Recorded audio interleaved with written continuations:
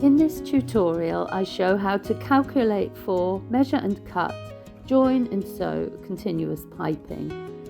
I then invisibly join the cords and sew the piping in place. Let's take a quick look at some calculations. The width and depth of the cushion I'm making, including seam allowances, is 55.5 centimetres width and 36 centimetres depth. Double those measurements, add them together, and I have 1.83 meters. I then double that because the cushion will have 2 rows of piping. I add on a bit for wastage, which gives me 4 meters of piping. Divide that by my 80 centimeter long bias strips, and I'll need 5 strips. I usually add on an extra strip for good luck. So the next thing I do is cut out the strips, and I tend to use the width of my ruler plus a little bit extra. But first of all, let's just look at the bias, because we need to cut it on the bias to get it round corners.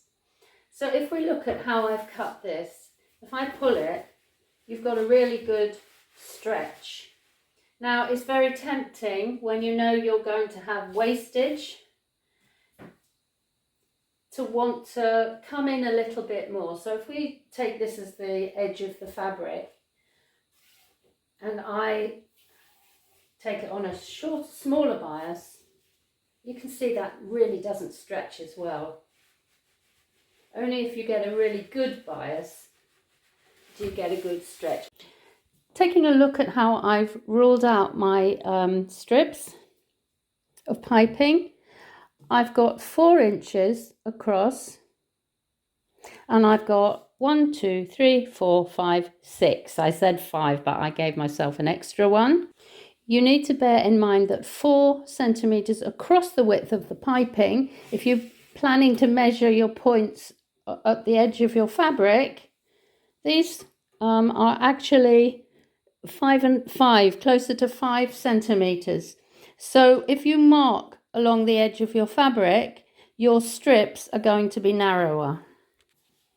If we take a look at this end of the fabric, I started my measurements, my lines from this corner, and I've gone down the side one. The reason being is that we're going to stitch the ends together, and then we will cut in a continuous band, and this bit is not going to be attached to anything. So the next thing we do is fold this strip in half. You want your lines on the outside of the fabric so you can see to cut them.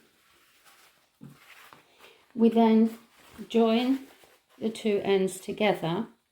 Now you're going to have a crossover. If you find your first ruled line, and put your pin in where you want your seam allowance to be, and you don't want a big seam allowance. This is probably about 0.5 centimetre because it's going to be inside the piping. You then match it up with the lines on the back. Okay, so if I come through, I think about here, yep, and I've got right on my lines. So level up the ends and pin. You have a redundant one here because this one is a free end. So we pin right across the fabric, and you'll see this edge that's come down the side is just a loose edge. The next thing to do is just sew together your 0.5 centimetre seam allowance. So the next thing is just to start cutting, and it's very simple. You just follow your lines.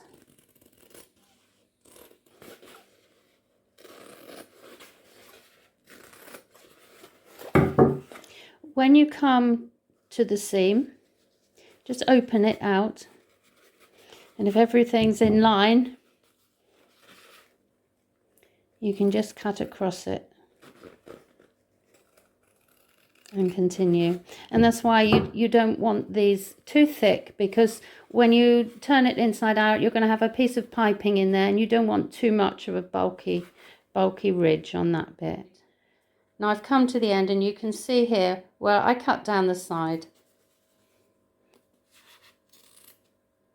And we're just left with an end. You will need to use the zipper foot on your machine. Make sure your seams are on the inside. Once you've got your piping inside, just fold it in half and place it against the zipper foot. You don't want to come too tightly against the piping, because bear in mind this is going to go inside a cushion, and the stitching that you have when you sew all the layers together, you want that row of stitching to be really tight against this piping so that you don't see this one, which is really a tacking stitch. So I'm going to sew this in on a 3. Now you don't need to pin it. You'll be pinning forever if you've got a long length. Just guide it, but just keep an eye that those edges come together as you're stitching, and once you've got the hang of it, you can speed along there.